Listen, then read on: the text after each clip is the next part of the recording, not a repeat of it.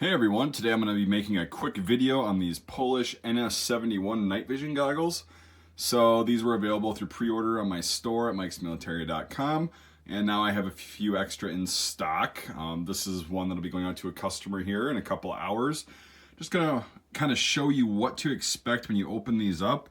Comes in these nice wooden olive drab boxes with two latches right there. You get free complimentary warehouse dust with it, with every single box. And obviously it's marked NS-71 and then various markings down here.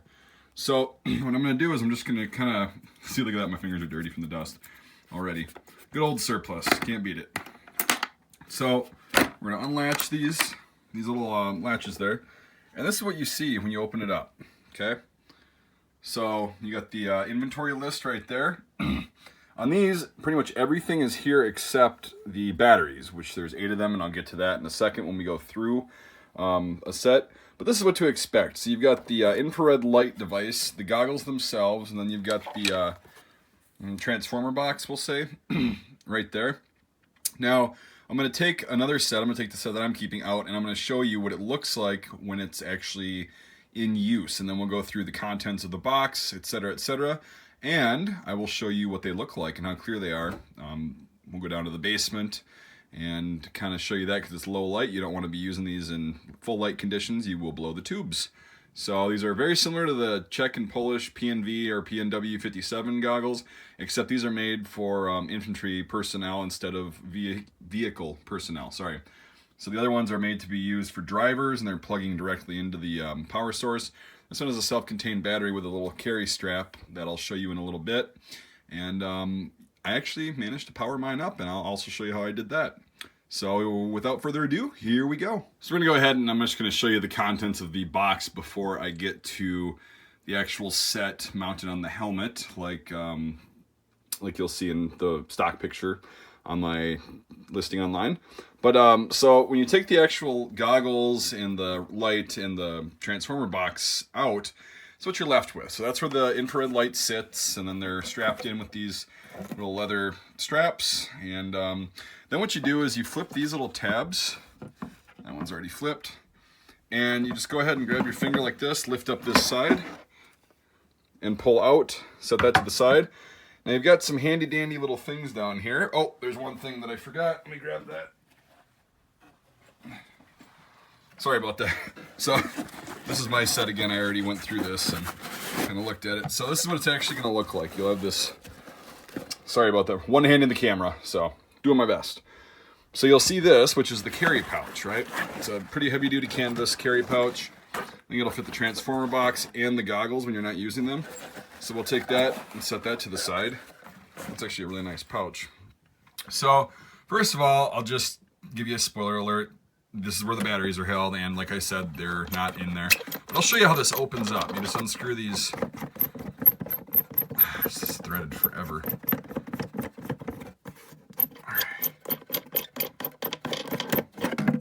Alright, so that's where the 8 batteries would have been held, as per the inventory list. These do not come with batteries, but never fear, I do have a way to power them up using American batteries. Just screw these back in quick. Oh, I was just sitting there spinning it, wasn't even screwing it back in. Go figure. Alright, so now in this little box, you flip this tab down, this slides out.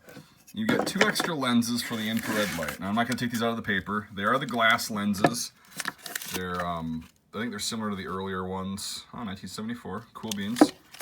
So there's 2 of them in here. I think most of them should have this. You get the little screwdriver down there. That's actually pretty valuable. I think that was actually in this little toolbox. So we'll take this out. Put you at this little toolbox. Just slide this off. Extra parts. Don't know what this is. Probably extra capacitors or something for the transformer. Little brackets that I'm not sure what they do. 2 extra lights for the infrared bulb. Some more straps. I think the screwdriver was actually in here. And there's a kind of a tool right in here, like a nut driver, which is pretty interesting.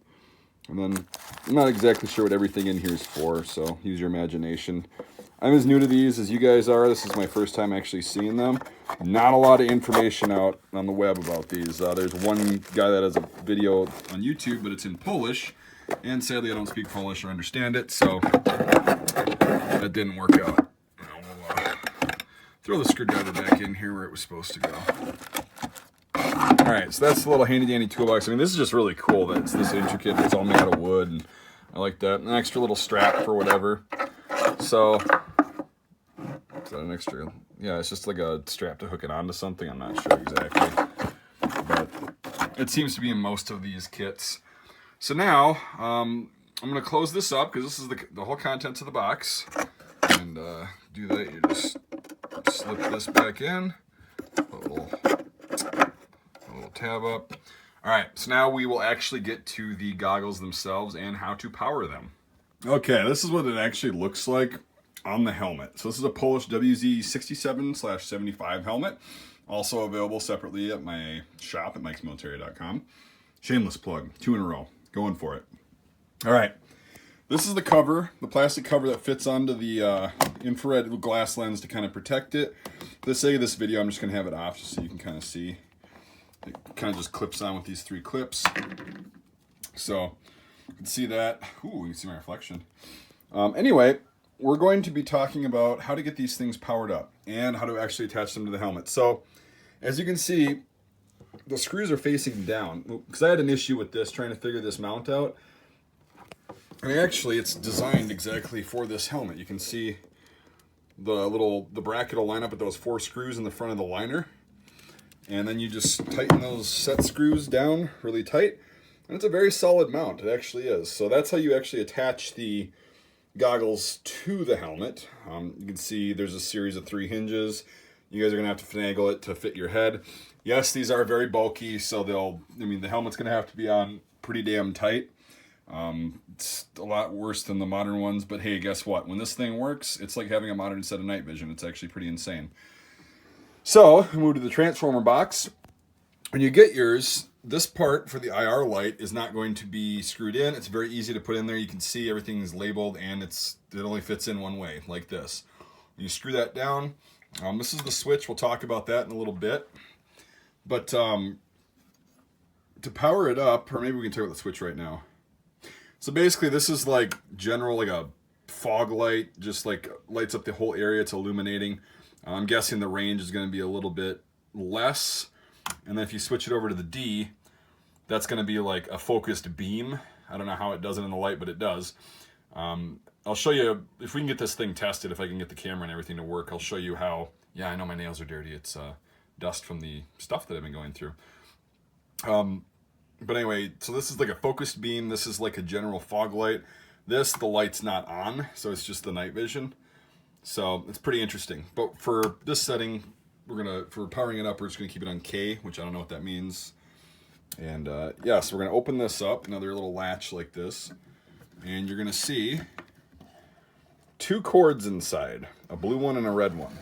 This is gonna be fun to one hand. Let me try and do this really quick. So I'm gonna pull these out just for the demonstrating purposes. Sorry. All right. So yeah, those cords are gonna be sticking out. Now, on the original 12-volt batteries, the European ones, I don't know exactly what they were. These had a terminal location on them that you screw these into, or just kind of clip them on. However, that's not going to happen in the US. I can't find the batteries that actually go with these anywhere.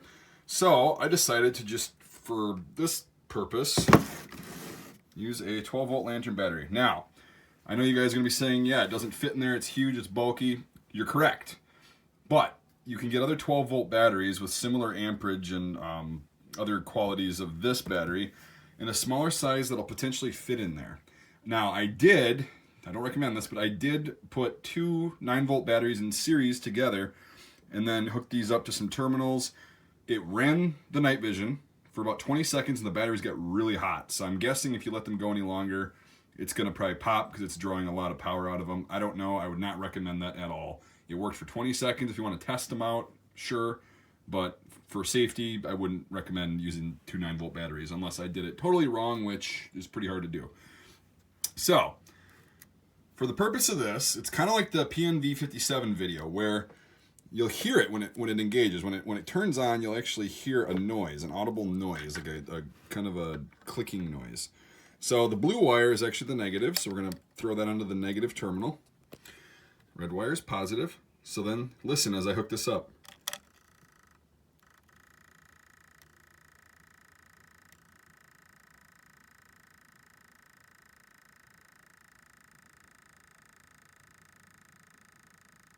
You hear it? How it's kind of chattering? That's a good sound. That means it's on. Now, I'm testing these sets before I send them out. I'm going to be testing them on this battery. So it's up to you to find out what kind of battery works. 12-volt battery, something this big should actually last quite a while. And especially if it fits in there, it's good to go. So now for this part of the video, I'm going to try to get this set up down in the basement and give it a ride, kind of show you how crystal clear it is, what the different light settings look like, blah, blah, blah, blah, blah. Should be fun. Wish I could do it at night, but I just didn't. So, all right, we'll go do that right now. All right, so we're looking through this. I'm kind of trying to hold it up to my, right in front of my face, so bear with me if isn't a complete full circle all the time, but try to do the best. So this is what they look like when they're on, but that little lever is in the center position when there's none of the IR stuff on. So now we'll flip it to the fog light setting, and you can see a lot more detail. So we're in the basement now. I got the stone wall and everything. It's about 15 feet away. I'm guessing this setting is for more of close range stuff than long range stuff, or for shooting. This is just more of a broad, like you're walking around just seeing things. And yeah, so but this is really clear. Like there's not as much of a fisheye as there are in the PNV 57s or PNWs, which is really interesting. So now we'll go back to just the center position. And yeah, you can see it's green, but you can't really see anything. That's why these are an active light goggle set, so generation 0, if there is such a thing. We need an active infrared light. Now we'll switch it to the more concentrated beam setting. And you can see that it's a lot brighter in one spot. So I'm guessing it's for longer range stuff or shooting. But yeah, this is what we've got. And hopefully I'll make a video someday comparing these to the PNVs or whatever. Actually outside at night. We'll probably do that during the summer. I've been getting these when it was winter time, so that wasn't really viable up here in the North Woods. But we'll probably do a video on that, comparing the two, how they look at night, how long or how far you can see, and we'll go from there. So right now, I'm just going to kind of keep showing you this stuff, seeing it around, and we're going to go conclude the video. I'll show you what it actually looks like when you're wearing it and kind of how cumbersome it is, and then we'll wrap this video up. So I think this part's pretty cool. Hope you guys like this. So recap really quick, just to give you a little bit more night vision time. We'll go all the way back to the fog light setting. All the way back. You can see it's more broad. And there you go. And what we just had on was the beam. So, all right, we'll you get to see my dumb face here in a second with the helmet on. So here we go. All right, sorry in advance about the wind, guys. It just came out of nowhere. So this is actually what it looks like when you're wearing it. It's got a little pack right here, usually in the carry case, I would presume, where you don't have to necessarily. And then you got the goggles. Now what's weird is they attach to this helmet, the Polish WZ 6775, and it's actually a tight clamp as far as here. The liner really isn't set up that well for a lot of weight on the front. So what I found best is just to tuck these things really close. I mean, they're supposed to be close anyway, but like literally kind of resting on your the area around your eyes. And actually it's quite comfortable, and it actually stays in place. It's kind of like a modern helmet with a rhino mount and all that stuff, except this still got a 2-point chin strap, which kind of sucks. But if you work with it like that, and you can see this, it works pretty well. See, there's not a lot of movement. You can walk, and I mean, you're gonna have to still adjust it, but you have to adjust modern stuff just as much. So, and then the light's adjustable to wherever you need it. Yeah, obviously I know this is during the day, but I'm not gonna make a video at night when you can't see me, right? So this is how it works. These are available on the website. I'll be posting a link in the description.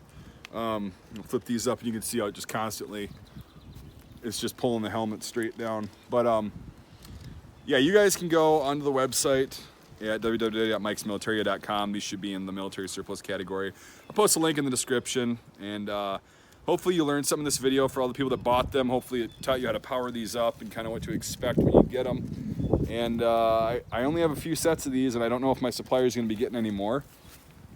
So it would behoove you, if you want one of these, to grab them. They're collectible nonetheless. Like I said, I test every set before I send it out, and I'll let you know if it's working or not. I mean, I'll post the non-working ones in a different thing if that's, if that's the case. But yeah, because even without the chin strap, it actually holds itself up like this, which is pretty cool. So yeah, hopefully you learned something. These are really new to me. This isn't like the official history video because I don't know the official history. I'll try to do some research, but there's not a lot out there about these. Pretty cool, pretty advanced for the time. I like it. Hopefully you guys do too. So hope to see you as a customer soon, and hopefully you can grab a set before they're all gone. Thanks for watching, everybody, and we'll see you next time.